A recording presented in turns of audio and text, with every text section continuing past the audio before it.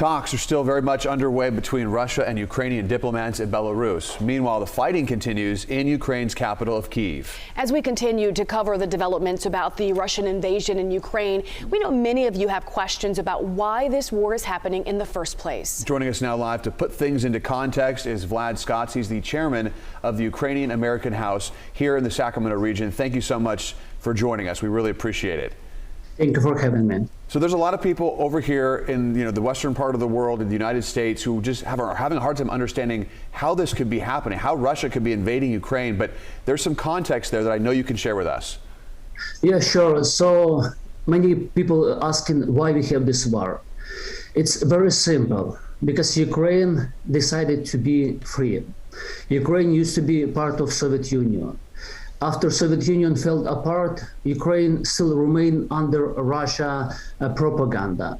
And at one point, Ukrainian people decided turn around from Russia propaganda, go towards NATO, towards education. And Ukrainian people clearly says, we don't want to be under Russia propaganda. We want to join NATO. We want to go towards West. And Putin clearly, indirectly says, well, if you will go to NATO, I will destroy you. I will ruin your town. I will kill your people. And Ukraine people still says, no, we're still going to NATO. We don't want to be under Russia propaganda. And we have this war only because we want to be free, because Ukraine want to be independent country. That's all.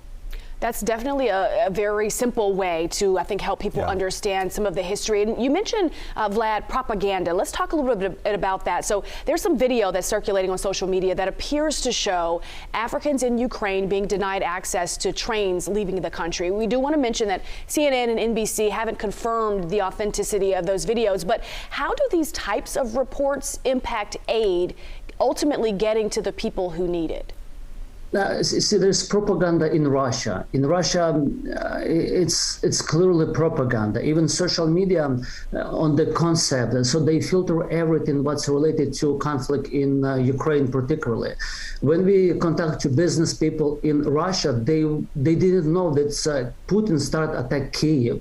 They were thinking there is some conflict on eastern part. So many people in Russia who watching only Russian TV, they don't know about the full war going in Ukraine. They didn't see those footages when Putin destroying Kyiv and other towns. So clearly in Russia we have this propaganda, and I want to explain.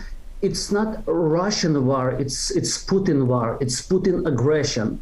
And if one person can be eliminated today, Putin, problem solved. There is no more war.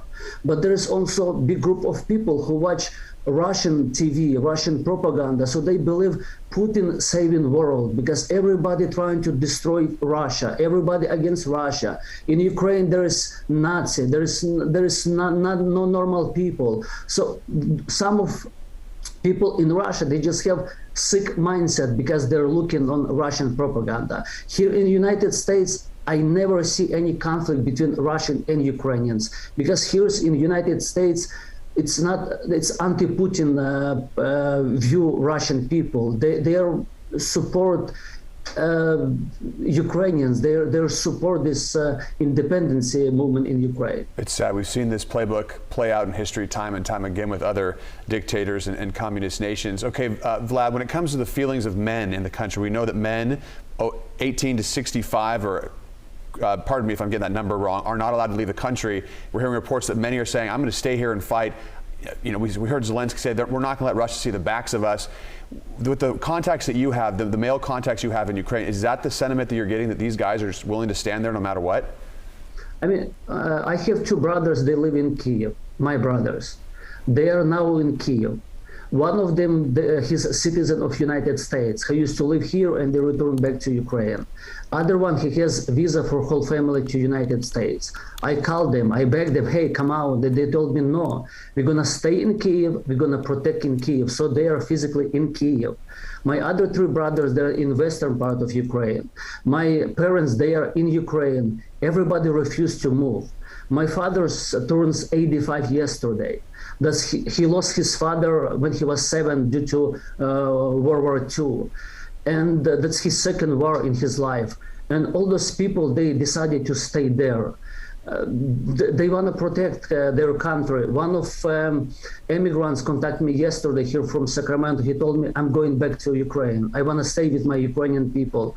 And we see, like, if you saw pictures on our page here, your UAE house, we have soccer team. They in military uniform fighting today.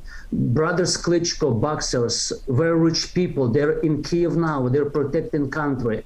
Young people, models, everybody, they're today in Kiev. They are ready to fight with the Russian aggressor. So we have this very big unity in Ukrainian people. And Vlad, I know that a lot of people watching have been watching from afar, really. But tell me from your perspective, what does the future look like? Do you foresee there be more bloodshed? Do you see a swift resolution? I mean, there are reports now that, no one expected Russia to be where it is, but because Ukrainians are fighting back, Russia hasn't been able to advance as much. But what do you foresee? Ukraine giving a very good answer back to Putin aggressors. I'm getting video pictures every day, but Ukraine in tough position. Soon they will be out of ammunition. They're begging the world for help.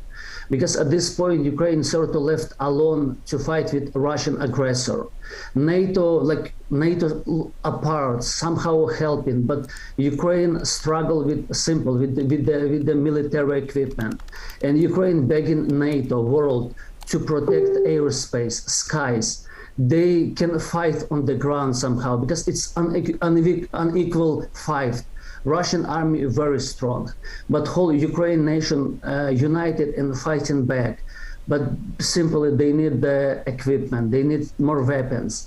And I want to ask all American people, please call your assembly, congressman, senator, please ask them to raise voice at the White House, because Ukraine needs help. And I believe if world not united to help Ukraine with the equipment, it will be a very tough moment for Ukrainians. Vlad Scotts, I can't applaud your courageousness more, and those in Ukraine that are vowing to stay there and fight despite the risk to themselves and their family. It's kind of incredible to see that. You're with us in our thoughts and our prayers. Vlad Scotts, the chairman of the Ukrainian American House, thank you so much for taking the time this morning. And we wish we had more time to talk, because your insight is just so valuable.